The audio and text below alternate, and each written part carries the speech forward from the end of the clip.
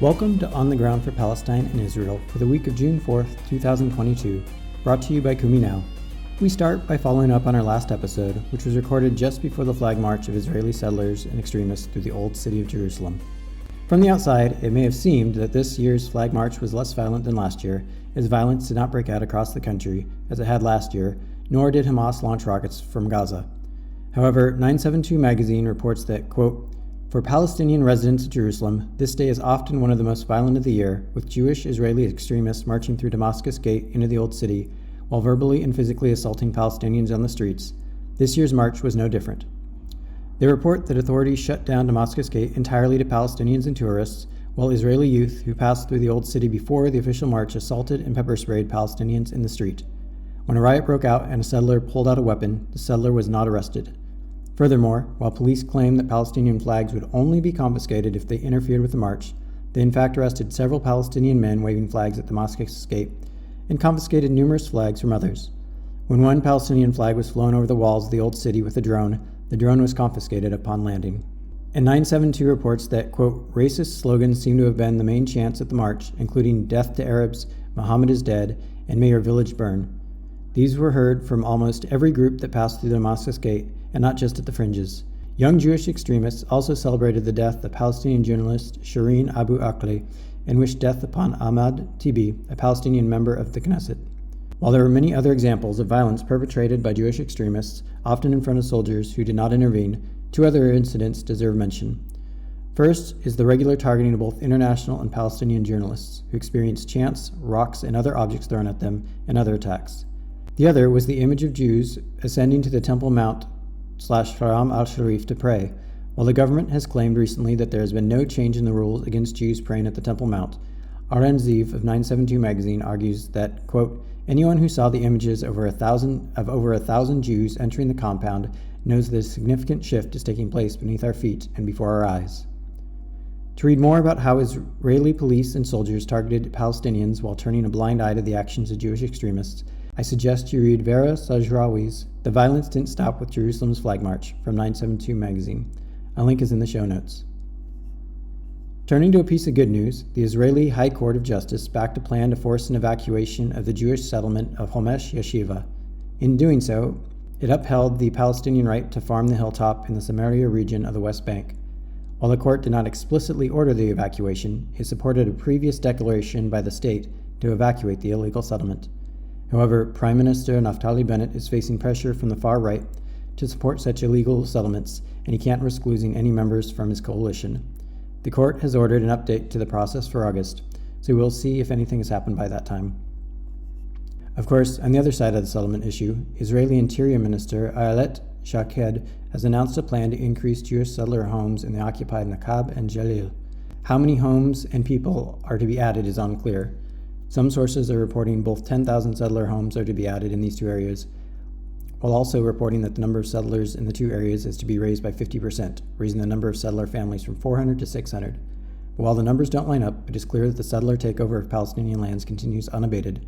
Reportedly, the plan also seeks to raise the number of settler homes in Haifa and Ashkelon by 30% and in the center of Israel by 15%.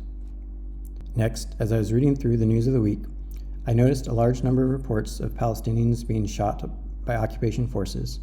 The Electronic Intifada reports that Israeli occupation forces shot and killed 4 Palestinians in the West Bank during the first 2 days of the month. These include a woman and a child. Furthermore, a Palestinian man injured in Israel's war on Gaza last year has died from his wounds. Yasser al-Masri, 41, from the central Gaza Strip, succumbed to his wounds as he was getting treatment in Egypt. I'd like to turn your attention to a report out of Mondoweiss, which examines the potential effects of the upcoming revisions to the Policies of Coordination of Government Activities in the Territories, COGAT, the Israeli government agency responsible for enforcing Israeli policy in the occupied territory.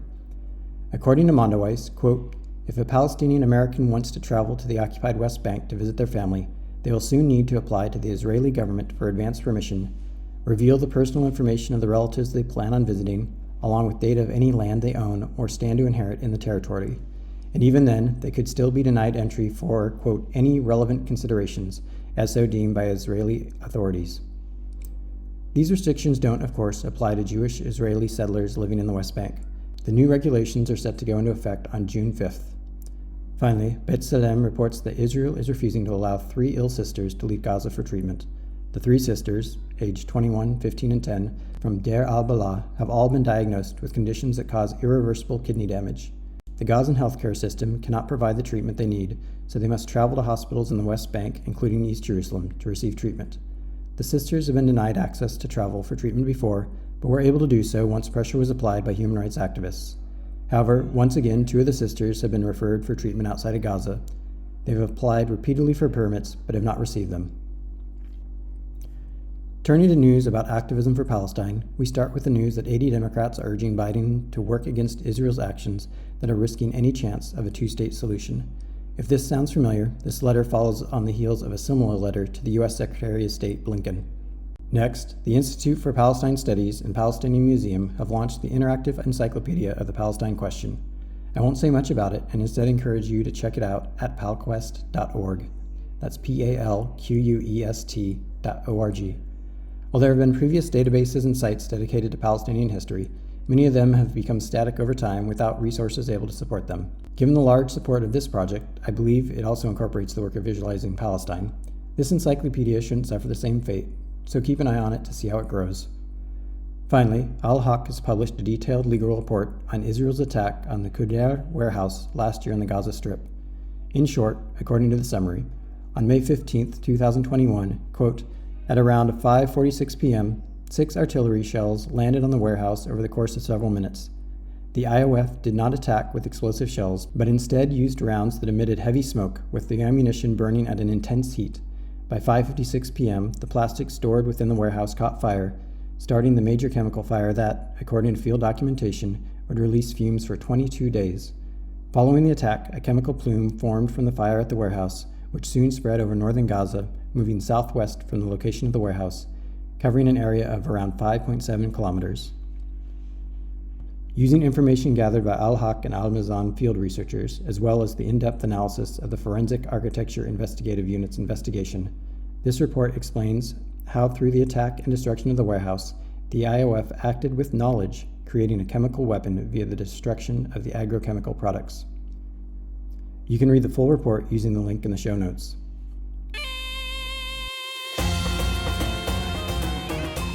On the Ground for Palestine is produced by Kumi Now, an initiative of Sabeel Jerusalem that is focused on nonviolent solutions to occupation based on international law. This week, Kumi Now focuses on the environmental effects of Israel's occupation. We have a webinar this Tuesday at 6 p.m. Palestine time with Dr. Mazen Kamsaya of the Palestine Museum of Natural History and Palestine Institute for Biodiversity and Sustainability at Bethlehem University. Remember, links to the stories mentioned in this podcast are always available below the video or in the show notes. If you like this weekly roundup, we suggest you subscribe to this podcast through your favorite podcast app, join us at kuminow.com, follow us on social media, and join our weekly Kumi Now newsletter. You can sign up at kuminow.com/register. You can let us know what you think of this news roundup by emailing us at kumi@kuminow.com. We thank you for your role in activism for Palestine and Israel, for only together may we rise up.